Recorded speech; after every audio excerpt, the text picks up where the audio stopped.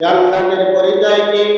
আল্লাহ তাআলা কোরআনে বলেন, জান্নাতুন তাজরি মিন তাহতিহাল আনহার।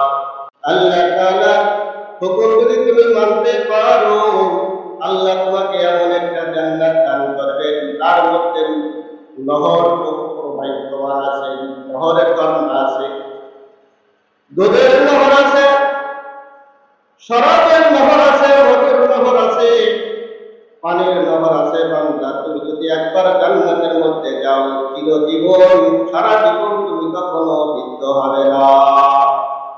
তুমি যখন জান্নাতের মধ্যে যাবে, তুমি কখনো বৃদ্ধ হবে না, বুড়া হবে না। জান্নাতের মধ্যে তোমাকে এমন ভাবে আল্লাহ তাআলা রাখবেন যে তুমি যদি যখন যা যাবে, যখন যা খাইতে যাবে, তখনই তোমাকে দেওয়া হবে। দুনিয়ার মধ্যে যদি তুমি কিছু খাইতে চাও, দোকানে যাওয়ার প্রয়োজন হয়, বাড়িতে গাছ থাকলে গাছে ওঠার প্রয়োজন হয়। ও আল্লাহ, বান্দা তুমি যদি জান্নাতের মধ্যে যাও, জান্নাতের গাছগুলোর বৈশিষ্ট্য হচ্ছে গোড়া উপরে থাকে, আর জান্নাতের শাখা হলো নিচের দিকে থাকে। ওই শাখার মধ্যে যে ফলগুলো থাকবে, ফলগুলো ডাক দিয়ে বলবে, আল্লাহর বান্দা তুমি আমাকে খাও, আমাকে খাও, আমাকে খাও। জান্নাতে শান্তির কোনো শেষ থাকবে না, এবং জান্নাত আল্লাহ তোমাদেরকে দিবেন। ও আল্লাহর বান্দারা, তোমরা যদি আল্লাহকে না মানো, তাহলে তোমাদের সম্পর্ক হবে জাহান্নামের সাথে। জাহান্নামের শাস্তি কি পরিমাণ! যখন আল্লাহ তাআলা হাসরের ময়দানে সমস্ত বান্দাদেরকে একত্রিত করবেন, সমস্ত বান্দারা যখন হাসরের ময়দানে জমা হয়ে যাবে, সূর্যটা থাকবে মাথা আজাদ উপরে থাকবে, এই সূর্যের তাপে জমিন পুড়ে তামা হয়ে যাবে, জমিনটা পুড়ে তামা হয়ে যাবে। জমিনের উপরে তুমি যখন থাকবে, তোমার কলিজাটা ভুনা হয়ে যাবে।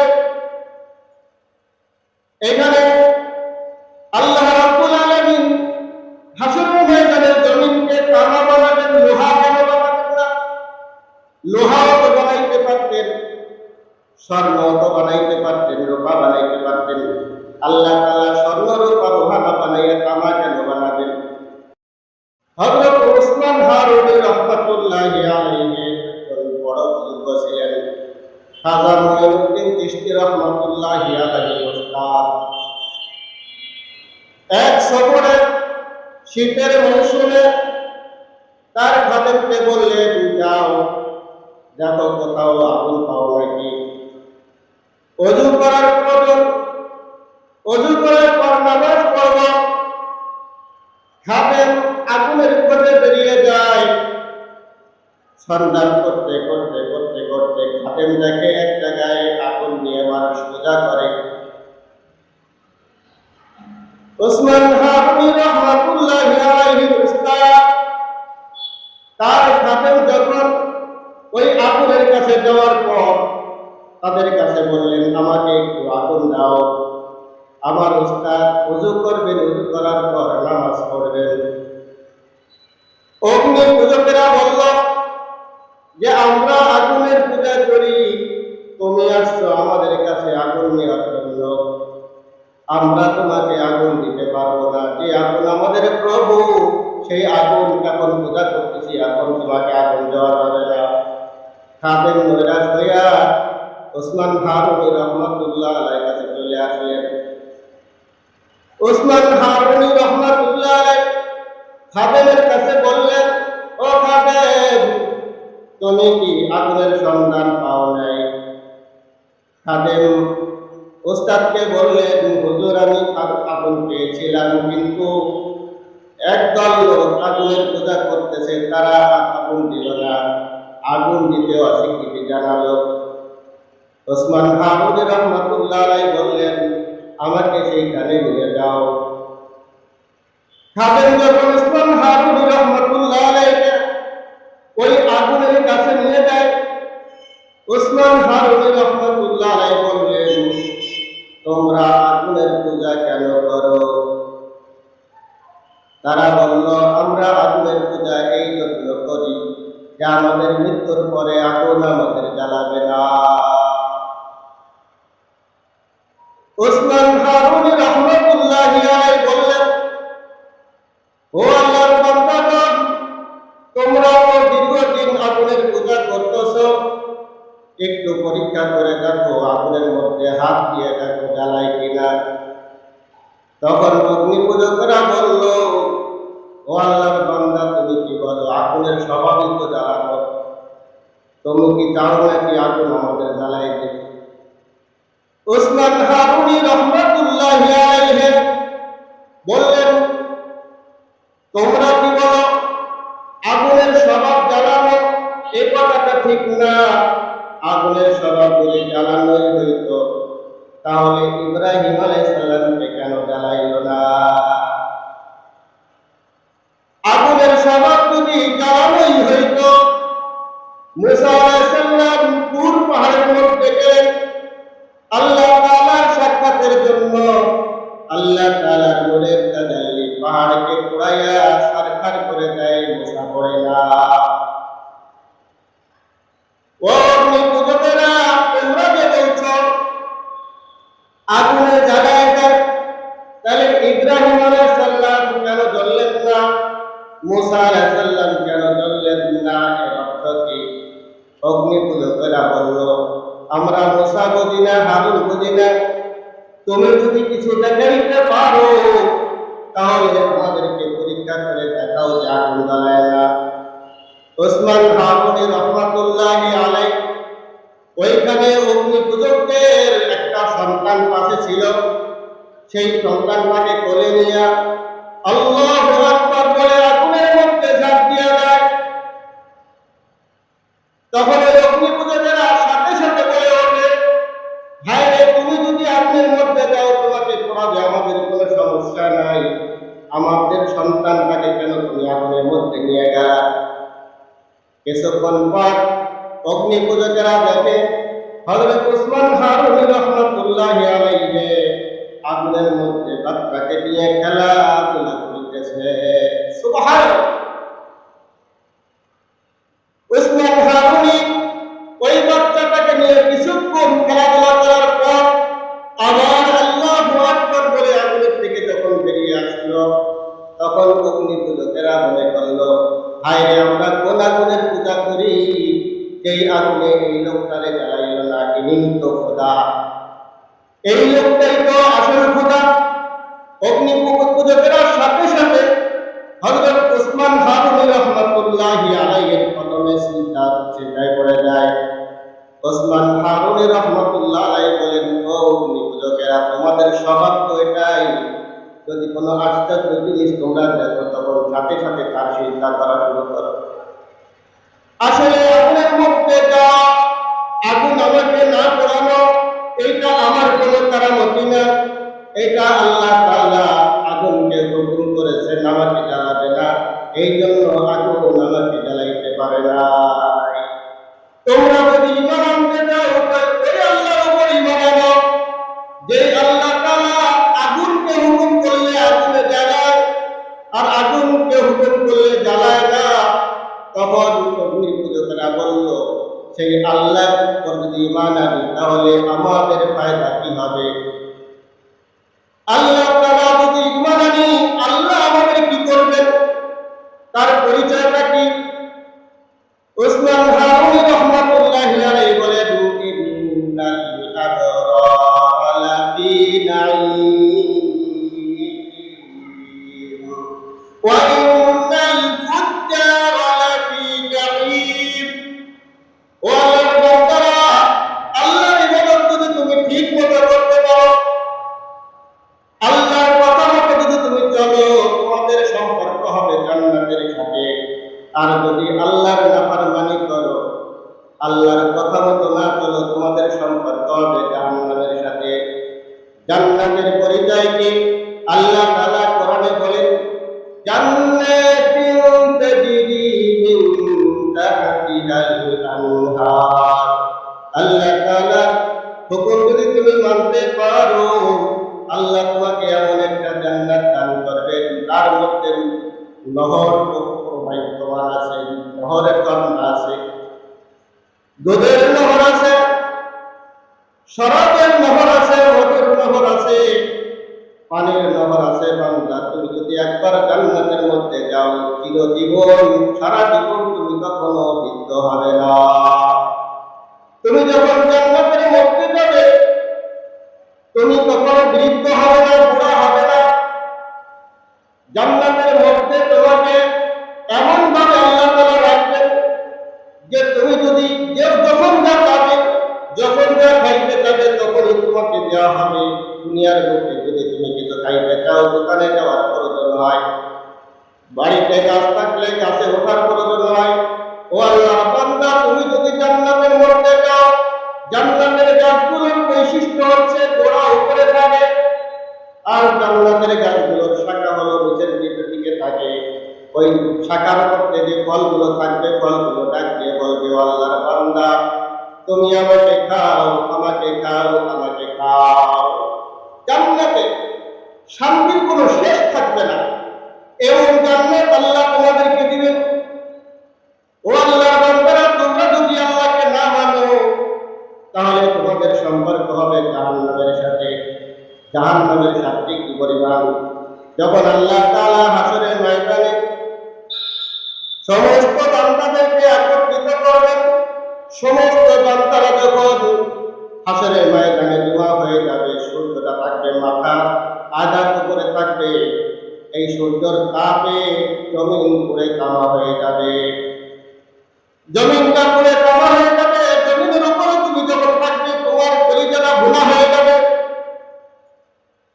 এখানে আল্লাহ রাব্বুল আলামিন হাসরের ময়দানের জমিনকে তামা বানাবেন, লোহা কেন বানাবেন না? লোহাও তো বানাইতে পারতেন, স্বর্ণ তো বানাইতে পারতেন, রূপা বানাইতে পারতেন। আল্লাহ তাআলা স্বর্ণ, রূপা, লোহা না বানাইয়া তামা কেন বানাবেন? তো কিতাবে লেখে তামার মধ্যে এমন একটা গুণ আছে, যেই গুণটা লোহার মধ্যে নাই, যেই গুণটা স্বর্ণ, রূপার মধ্যে নাই। তামার মধ্যে যদি কোনো জায়গায় কোনো অংশের তাপ দেওয়া হয়, হিট দেওয়া হয়, পুরো তামাটা আগুন হয়ে যায়। কিন্তু লোহার এক পাশে যদি হিট দেওয়া হয়, আগুন ধরানো হয়, অন্য পাশে কোনো অনুভব হয় না। লোহার বড় একটা পাতে যদি এক সাইডে হিট দেওয়া হয়, আগুন ধরানো হয়, অন্য সাইডে অনুভব হয় না, অন্য সাইড গরম হয় না। কিন্তু তামার মধ্যে এমন গুণ আছে, যে কোনো এক পাশে যদি আগুন ধরানো হয়, পুরো তামাটা আগুন হয়ে যায়। এই জন্য আল্লাহ পাক কিয়ামতের ময়দানে হাসরের ময়দানটাকে পুরাইয়া তামা করে দিবেন। আল্লাহর নাফরমান বান্দা যারা থাকবে, তাদের কলিজাটা ভোলা হয়ে যাবে, কষ্টটা ভোলা হয়ে যাবে। এই জন্য ভাই ও দোস্ত বুজুর্গ, তোমরা আল্লাহ তাআলার উপরে মানো। অগ্নি পূজকেরা সাথে সাথে বলল, কিভাবে আল্লাহ তাআলাকে দেখা যাবে, কিভাবে আল্লাহকে পাবো? তখন আল্লাহ তাআলাকে পাওয়ার জন্য তারা পাগল হয়ে গেল। আল্লাহ তাআলাকে কোথায় পাওয়া যায়? আল্লাহ তাআলাকে কোথায় গেলে পাবো? কোথায় গেলে আল্লাহ তাআলার সন্ধান পাওয়া যায়? অগ্নি পূজকেরা আল্লাহ তাআলা সে বেরিয়ে যায়। ওগো আমার মাওলা রে,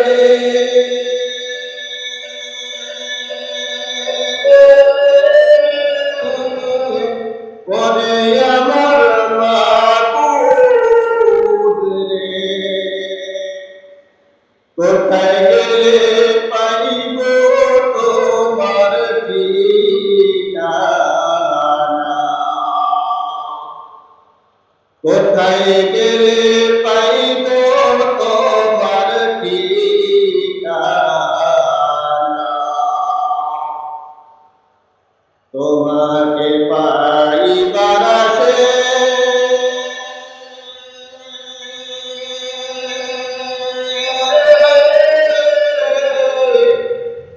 ঘুরিয়া আমি বিদেশে, তোমাকে পাইবার আশে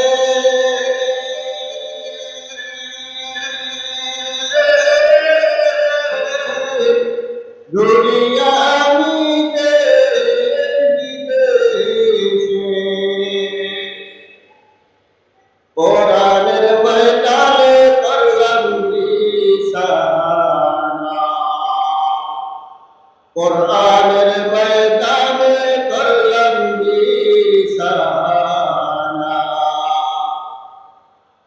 তোমাকে পাইবার সিলাতে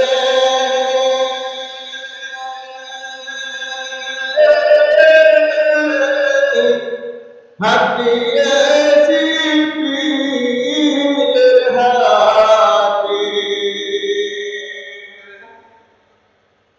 তোমাকে পাইবার সিলাতে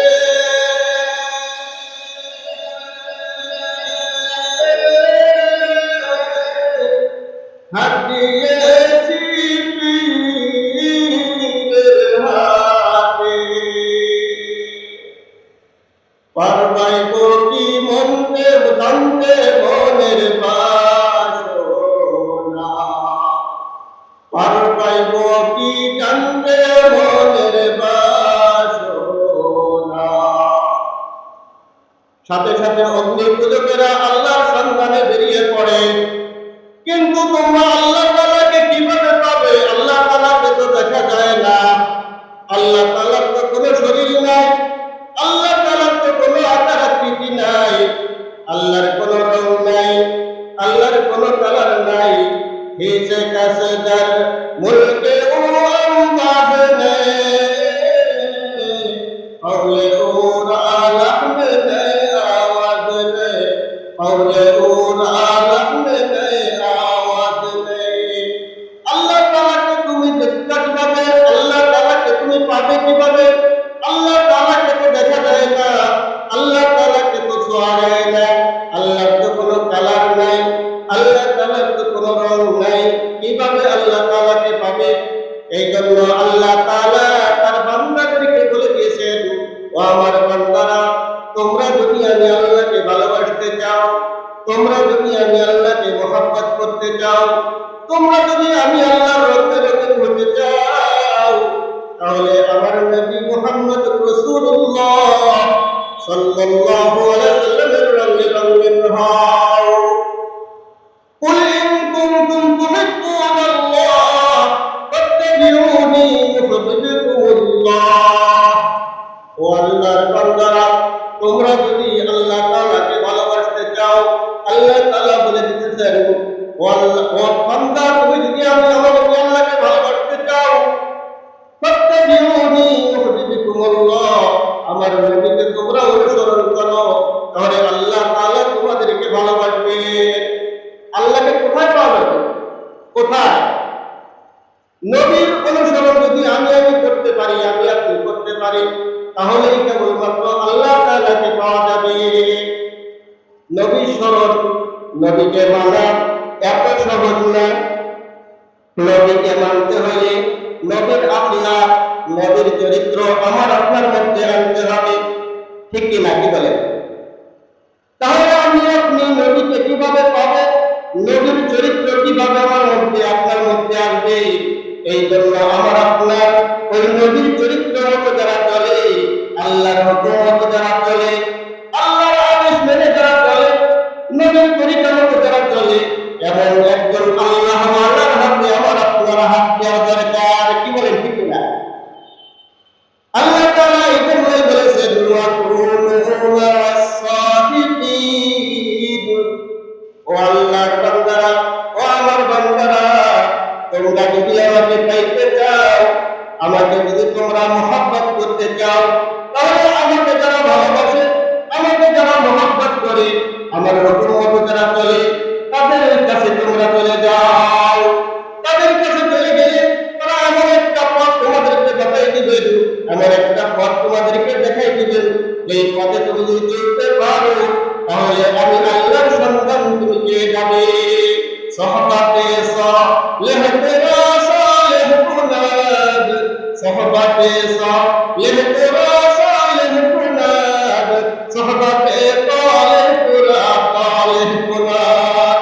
এক জামানা সহবাতে আউলিয়া, বেহতেরা সব সারা তাজ বেরিয়া। আমি আপনি যদি আল্লাহ ওয়ালাদের কাছে যাই, তাহলে আল্লাহকে পাওয়া যাবে। দুনিয়ার একটা রীতি আছে, আপনার যখন চাউলের দরকার হয়, চাউলের দোকানে গেলে চাউল পাওয়া যায়, দুধওয়ালার কাছে গেলে দুধ পাওয়া যায়, মাছওয়ালার কাছে গেলে মাছ পাওয়া যায়। আল্লাহ তাআলা বলেন,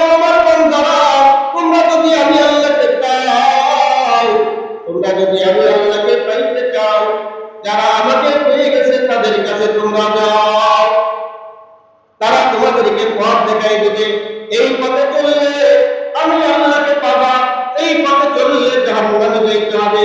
কোন পথে জান্নাতের পথ আর কোন পথটা জান্নাতের পথ আমার হক্কানি বান্দারা, আমার ওলিরা তোমাদেরকে বাতায় দিবেন।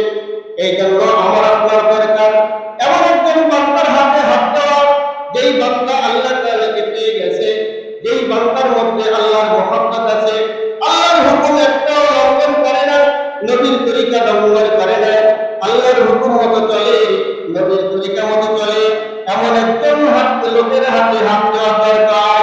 ঠিক কিনা কি বলেন? আল্লাহকে কেন মহব্বত করবো, আল্লাহকে কেন ভালোবাসবো?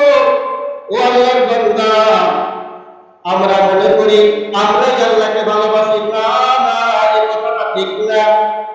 আল্লাহ বলেন, আমার বান্দা তুমি এতক্ষণ নামাজ পড়ো, আবার এতক্ষণ পড়ো না। তুমি একদিন নামাজ পড়ো, 5 দিন নামাজ পড়ো না। তুমি 5 দিন নামাজ পড়ো, 2 মাস নামাজ পড়ো না। ও বান্দা, আমি আল্লাহ তোমাকে এক মুহূর্ত ভুলি না। প্রত্যেক দিন শেষ রজনীতে আমি এসে বলি, ও আমার বান্দা তুমি আসো, আমার কাছে আসো। ও আমার বান্দা, আমার কাছে দোয়া চাও। তোমার কার কি প্রয়োজন আছে আমার কাছে চাও। তোমার কি প্রয়োজন আছে, তোমার কি অভাব আছে, তোমার কি সমস্যা আছে, সমস্ত সমস্যাগুলো আমার কাছে বলো। আস্তাগফিরুল্লাহ, তোমার সমস্ত সমস্যাকে তুমি পূরণ করে দেব। এই যে আল্লাহ তাআলা বললেন যে আমার কাছে চাও, যা চাবা তাই আমি তোমাদেরকে দেব। প্রশ্ন হয়, আমরা তো কত কিছুই দোয়া করি, অনেক সময় ধনী হওয়ার জন্য দোয়া করি, অনেক সময় অনেক পদের জন্য দোয়া করি, দোয়া তো কবুল হয় না। এর অর্থ বোঝা যায় আল্লাহ তো কোথায় ভালোবাসলো, ভালো তো বাসলো না। আল্লাহ তাআলা বলেন, ও বান্দা তুমি, ও বান্দা আমি তোমাকে ভালোবাসি না, ভালোবাসি কি বাসি না, তুমি দুনিয়ার দিকে লক্ষ্য করে দেখো। তোমাকেও আমি সৃষ্টি করেছি, তোমার মাকেও আমি সৃষ্টি করেছি। তুমি যখন ছোট ছিলে, তুমি যখন মা মা বলে ডাক দিতে, তোমার মা বিভিন্ন কাজে ব্যস্ত থাকতো, তোমার মা সাড়া দিত না। তুমি বলো আম্মু আম্মু, তুমি কোথায়? তোমার আম্মু সাড়া দেয় না। তুমি শিশু ছিলে, ছোট ছিলে, বুঝতে না, আম্মু তখন আসে না। মা না আসার কারণে তুমি জমিনে গড়াগড়ি খাইতে, কান্নাকাটি করতে। তখন মার অন্তরে আর সহ্য হয় না। যখন সন্তান জমিনে গড়াগড়ি করে, কান্নাকাটি করে, তখন মা সহ্য করতে পারে না। কাজ হাতের থেকে ফেলে দৌড়ায় আসিয়ে সন্তান কোলে নিয়ে যায়। ঠিক কিনা কি বলেন? প্রথম সন্তান যখন মা মা বলে ডাক দিয়েছে, মা সাড়া দেয় নাই। এর অর্থ এটা না যে মা সন্তানকে ভালোবাসে না, বরং মা সন্তান যখন মা মা বলে ডাকে, মার অন্তরটা শান্ত হয়ে যায়, প্রশান্তি লাভ করে, ঠান্ডা হয়ে যায়। মা মনে করে আমার সন্তান আরেকবার আমাকে মা বলে ডাকবে। এই জন্য প্রথম মা সাড়া দেয় না, জবাব দেয় না। সন্তান যখন মা মা মা মা বলতে বলতে হরণ হয়ে যখন কান্নাকাটি করে, তখন মা দৌড়ে আসে সন্তানকে কোলে নেয়। ও আল্লাহর বান্দা, আমি একটা দোয়া করেছি, আল্লাহর কাছে কবুল হয় নাই। আমি আমার কষ্টের কথা আল্লাহর কাছে বলেছি, কষ্ট দেয় নাই। আমি আমার অভাবের কথা আল্লাহর কাছে বলেছি, আল্লাহ কবুল করে নাই, অভাব দেয় নাই। এর অর্থ এটা না যে আমার আল্লাহ আমাকে ভালোবাসে না। আমার আল্লাহকে অবান্ধব, তুই আমাকে ডাক, তুই আমাকে যত ডাকো, আমার কুদরতি অন্তর, আমার কুদরতি অন্তরে, আমার কুদরতি অন্তরটা প্রশান্তি লাভ করে, আমার রহমতের সাগরে ঢেউ ফেলে। ও বান্দা, তুমি যতই ডাকো আমার অন্তরটা ভরে যায়। এই জন্য বলি যে তুমি ডাকতে থাকো, ডাকতে থাকো। ও বান্দা, তুমি যতই ডাকো আমার কুদরতি অন্তরে শান্তি পায়। কি বলেন, ঠিক কিনা? এই জন্য অনেক সময় দেখা যায় আমি আল্লাহকে ডাকি, আমি আল্লাহর কাছে চাই, আল্লাহ চায় না। আল্লাহ চায় আমার বান্দা আরো আমাকে ডাকুক, আমার বান্দা আরো আমাকে ডাকুক। ঠিক কিনা কি বলেন? হ্যাঁ, তো আল্লাহ তাআলা যেহেতু চায় আমার বান্দা আমাকে ডাকে, আমার বান্দা আমাকে ডাকে, আমি যদি আল্লাহ বলে ডাক দেই, আমার আল্লাহ কুদরতি অন্তরটা প্রশান্তি লাভ করে। এরকম ভাবে আমি আপনি যদি আল্লাহর আশিক হতে পারি, আমি আপনি যদি আল্লাহকে ভালোবাসতে পারি, আমি আপনি যদি আল্লাহকে ভালোবাসতে পারি, তাহলে আমার আপনার অন্তরে আল্লাহর নামের মধ্যে শান্তি এসে যাবে। কি বলে, ঠিক কিনা? আমি আল্লাহকে আল্লাহ বলে ডাকলে আল্লাহ শান্তি পায়। তাই আল্লাহ যদি আমার বন্ধু হয়, আল্লাহর নাম ডাকলে আমি কেন শান্তি পাবো না? मैं आशिक मौला हूँ मेरे इश्क निराला, मैं आशिक मौला हूँ मेरे इश्क निराला, ये दुनिया जहाँ जिसकी तजल्ली से उजाला, ये दुनिया जहाँ जिसकी तजल्ली से उजाला, माँ दर्द जहाँ तेरे खुदा यार ने तेरे, माँ दर्द जहाँ यार खुदा, माँ दर्द जहाँ तेरे खुदा यार ने तेरे, जुजियात खुदा ही चले कर तार नगारे। এই জন্য যেহেতু আমরা যদি আল্লাহকে ডাকি আল্লাহ খুশি হন, এই জন্য আমাদেরও এমন একটা মন তৈরি করতে হবে যেই মন আল্লাহ তাআলাকে ডাকলে আমাদের অন্তর খুশি হবে। কি বলেন, ঠিক কিনা? রাসূল করিম সাল্লাল্লাহু আলাইহি সাল্লাম বলেন, ও উম্মতেরা, তোমরা যখন একটা গুনাহ করো, গুনাহ করার সাথে সাথে একটা কালো দাগ তোমার কলবের মধ্যে পড়ে যায়, আবার যখন গুনাহ করো আরেকটা কালো দাগ তোমার অন্তরের মধ্যে পড়ে যায়। এইরকম তুমি গুনাহ করতে করতে করতে করতে এক পর্যায়ে তোমার কলবটা পুরো অন্ধকার হয়ে যায়। দুনিয়ার বুকে বিভিন্ন জিনিস পরিষ্কার করার জন্য দাও, কাশি, কোনটা, কোরাল, এইগুলোকে ধার করার জন্য রাতের ব্যবস্থা আছে, কিন্তু আমার কলব তো আমার শরীরের ভিতরে, ওইখানে কিভাবে পরিষ্কার করব? রাসূল করিম সাল্লাল্লাহু আলাইহি ওয়াসাল্লাম বলেন, লিকুল্লি শাইইন সিকালাতুন ওয়া সিকালাতুল কুলুবি যিকরুল্লাহ। তুমি যদি আল্লাহ বলে ডাক দিতে পারো, তুমি যদি আল্লাহ বলে ওই কলমের উপরে ধাই দাও, ধাক্কা দাও, ওই কলমের মধ্যে যে অন্ধকার আছে, ওই কলমের মধ্যে যে গুনার কালো দাগ আছে, ওই কালো দাগ আল্লাহ তাআলা আস্তে আস্তে আস্তে আস্তে আল্লাহ নামের ডাকের বরকতে, আল্লাহ নামের ডাক দিলে আস্তে আস্তে ওই কলমের অন্ধকার গুলো দূরীভূত হয়ে একেবারে পরিষ্কার হয়ে যাবে। এখন কি মোনাজাত দিয়ে দেব? ঠিক আছে। আলহামদুলিল্লাহ, ربنا ظلمنا أنفسنا وإن لم تغفر لنا وترحمنا لنكونن من الخاسرين. ربنا لا تزغ قلوبنا بعد إذ هديتنا وهب لنا من لدنك رحمة إنك أنت الوهاب. মেহেরবান মাওলা, তোমার হুকুম ছিল মাগরিবের 3 রাকাত নামাজ জামাতের সাথে আদায় করেছি। মাগরিবের পরে তোমার গুণগান গেয়েছি, কোরআন ও হাদিসের থেকে কিছু আলোচনা করেছি, জিকির আজকার করেছি। যেই সব তুমি দান করেছো, ওই সবকে তুমি অসংখ্য গুণে বৃদ্ধি করিয়া তোমার হাবিবের রওজায় পৌঁছাইয়া দাও। আয় আল্লাহ, বাবা আদম আলাইহিস সালাম থেকে নিয়ে পর্যন্ত যত মুমিন মুমিনাত, মুসলিম মুসলিমাত চলে গেছে মাওলা, সবার রূহের উপরে সবটুকু হাদিসের পৌঁছাইয়া দাও। আয় আল্লাহ, আমরা যারা হাত তুলেছি, আমাদের অনেকের মা নাই, অনেকের বাবা নাই, আল্লাহ অন্ধকার কবরে চলে গেছে মাওলা, তাদের কবরকে তুমি জান্নাতের বাগান বানায়া দাও। আয় আল্লাহ, আমরা যারা হাত তুলেছি, আমরা সবাই গুনাহগার, গুনার বোঝা মাথায় লইয়া তোমার দরবারে হাজির হয়েছি। আয় আল্লাহ, আমাদের জিন্দেগীর গুনাহগুলোকে মাফ করিয়া দাও। এ জীবনে না করলাম বন্দেগী, গুনাহ করে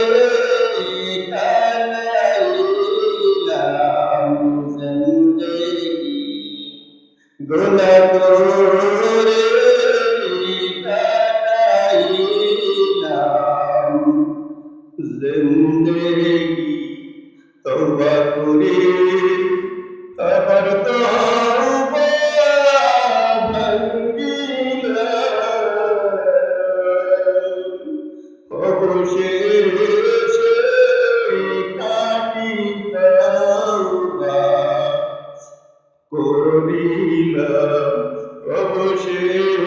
শেষে খাটি তওবা করিলাম, সকলেরই দরজা হতে ফিরিয়া আপনারই দরজায় রইলাম বসিয়া, আপনারই দরজায় রইলাম বসিয়া। আপনি যদি মাফ না করেন বান্দারে, বলো না বন্দাদারি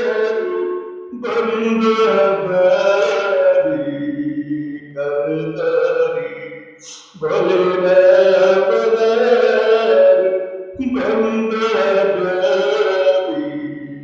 করদারি। আল্লাহ তুমি আমাদের জিন্দেগির গুনাহগুলোকে মাফ করিয়া দাও। আয় আল্লাহ, কবরের আযাব কবরের আযাব আল্লাহ আমরা কেউ সহ্য করতে পারবো না। আল্লাহ কবরের আযাব মাফ না করাইয়া আমাদের কাউকে তুমি কবরে নিও না।